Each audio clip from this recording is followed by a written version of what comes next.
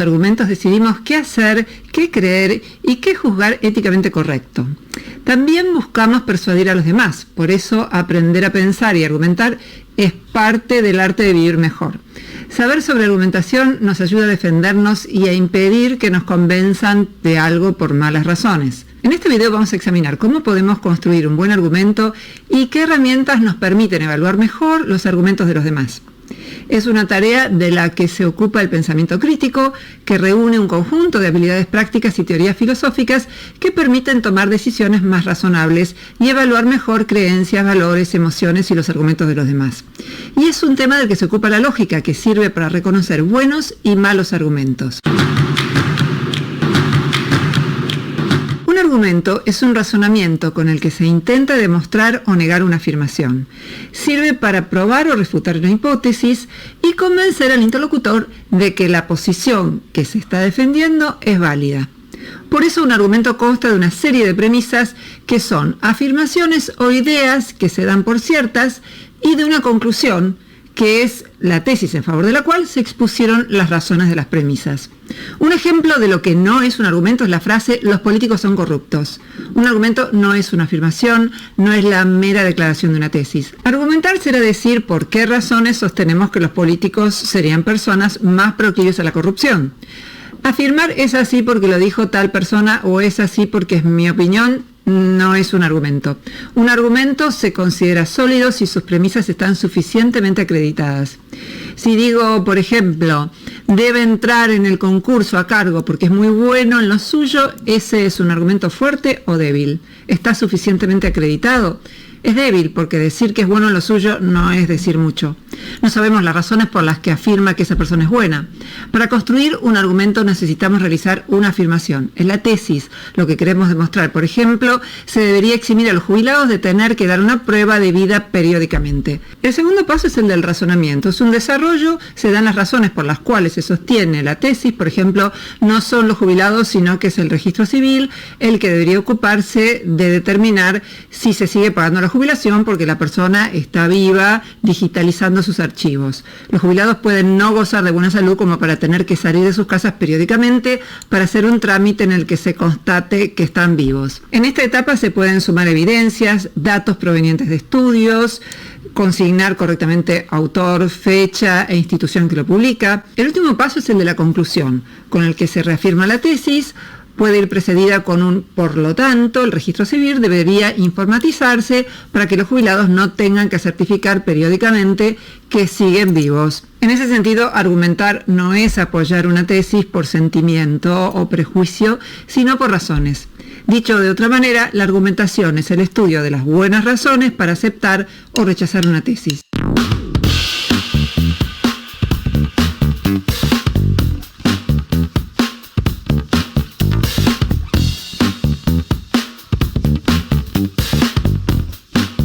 No todos los teóricos estarían de acuerdo en que lo central a la hora de argumentar es buscar la verdad. No existe una teoría única de la argumentación. Algunos filósofos, como Douglas Walton, por ejemplo, creen que argumentar es derivar la verdad de una tesis de su base argumentativa.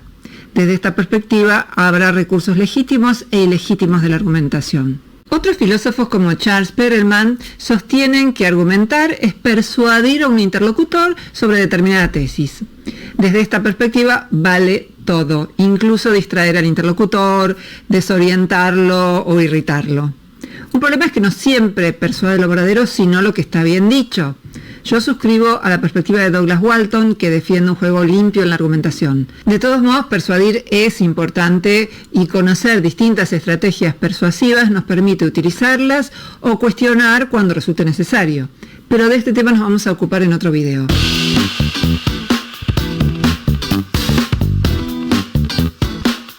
En esta sucesión de tesis, razonamiento y conclusión que se da en un argumento, es importante no desviarse del tema tal como lo hacen las falacias.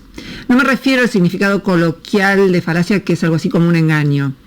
Acá no hablamos de falacias en ese sentido, sino de razonamientos que se desvían del tema abordado y vulneran alguna regla lógica. Por ejemplo, en vez de presentar razones adecuadas en contra de las ideas, se ataca y desacredita a la persona. Es lo que conocemos como falacia ad hominem, que significa falacia contra la persona. Es un desvío porque nada es más o menos verdadero porque lo diga tal persona. Lógicamente son dos cosas independientes.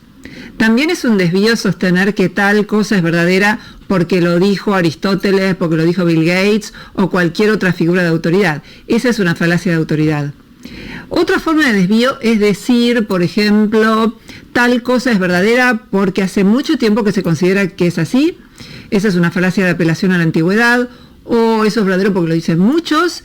Esa es una falacia ad populum, de apelación al pueblo. En síntesis, un buen argumento se mantiene en el tema central y no se desvía tampoco con detalles irrelevantes. Como dicen por ahí, no hay que hacer hipertexto.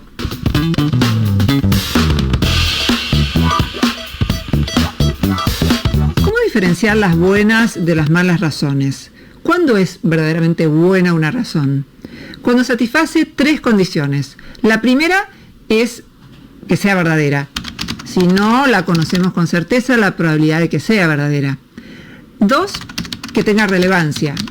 Si le preguntan a un político si redujo la inflación, como prometió en la campaña, puede decir que el partido contrario, el partido de la oposición, se desempeñó peor cuando estuvo en el poder. Aunque sea cierto, no es el punto. Para saber si una razón es relevante, debería preguntarme, ¿apoya esta afirmación la conclusión o no? El tercer elemento para saber si una razón es buena es si tiene fuerza. Por ejemplo, si Juan está pensando en comprarse o no un auto, invoca la razón de que tendrá un buen reproductor de música.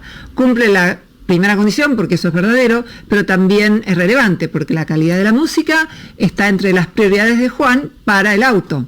¿Pero es una razón poderosa para comprarse un auto? No parece.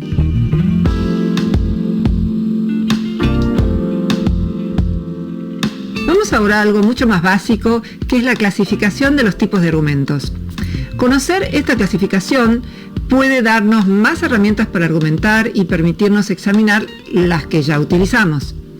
Empecemos por lo menos conocido, la abducción. No me refiero a un acto en el que supuestamente un extraterrestre secuestra a una persona y la traslada a un sitio ignoto. No, nada de eso. En lógica, la abducción es un tipo de razonamiento que permite, entre varias hipótesis, elegir la mejor. El término fue introducido por el filósofo Charles Peirce en su obra sobre la lógica de la ciencia. Por ejemplo, hacemos yogur casero y podemos tener varias hipótesis de por qué no salió. Se enfrió el recipiente, el fermento estaba vencido, el agua no estaba suficientemente tibia. Este tipo de razonamiento está en el corazón de la ciencia y de la vida cotidiana. Otro tipo de argumento es el que se desarrolla por analogía o comparación. Consiste básicamente en encontrar similitudes en dos casos distintos. Por ejemplo, los seres humanos somos como condenados a muerte esperando nuestro turno. O mi matrimonio es como una prisión. Una analogía así puede generar un efecto emocional negativo. La pregunta sería, ¿está justificada la comparación? ¿Hay diferencias relevantes en los dos casos? Otro ejemplo. Alguien dice, un negocio no debe estar basado en el despilfarro de su presupuesto. El gobierno es como un negocio, segunda premisa. Un gobierno no debería despilfarrar el presupuesto. Alguien podría cuestionar que un gobierno sea un negocio e impugnar la analogía.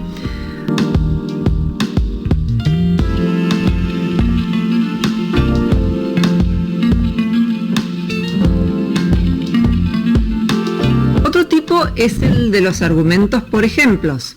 Se respalda lo dicho con varios ejemplos representativos de lo que se pretende ilustrar. Resulta conveniente preguntarse si hay contraejemplos que choquen con la generalización que hicimos. Esto sirve fundamentalmente para matizar. La idea sería que si lo que estamos sosteniendo es así, pero no en todos los casos, habría que tenerlo en cuenta. Un tipo de argumento muy interesante es el de reducción al absurdo. Consiste en rechazar una afirmación por las consecuencias absurdas a las que conduce. Mostramos que lleva a una contradicción con otras tesis que el interlocutor sostiene. Pero ¿cómo se genera el absurdo? Básicamente llevando las consecuencias al extremo y haciéndolas entrar en contradicción con lo que se busca. Por ejemplo, una mujer se queja porque manejaba su auto con la ventanilla baja y alguien le robó la cartera del asiento del acompañante. Ella bajó del auto, se puso a gritar, pero se quejaba de que ningún automovilista hubiera perseguido al ladrón de la cartera. Entonces alguien apelando a la reducción al absurdo podría decirle, imagina que se bajaba y lo perseguía. ¿Qué podría haber pasado? Que le pegaran un tiro a la persona que corría al ladrón. ¿Hubieras aceptado ese tipo de consecuencia? Supone que la persona va a responder que no, y entonces se redujo al absurdo la pretensión de perseguir al ladrón. Pero vamos a ver ahora tipos de argumentos mucho más básicos. Por ejemplo, los inductivos, que generalizan a partir de casos particulares. Por ejemplo, Boca venció a River en los últimos 3 partidos. Conclusión, Boca probablemente va a vencer a River cuando se encuentren hoy. Este es un tipo de juicio muy problemático que hizo correr ríos de tinta en la historia de la filosofía, porque el hecho de que las cosas hayan sido de determinada manera en el pasado no nos asegura que vayan a ser del mismo modo en el futuro. Nunca vamos a conocer todos los casos particulares como para que la generalización sea completamente cierta. Por eso hay una falacia denominada de la generalización indebida. Por ejemplo, una vecina no me vio 2 veces y yo infiero que le caigo mal. Pero quizás es que estaba distraída o era corta de vista.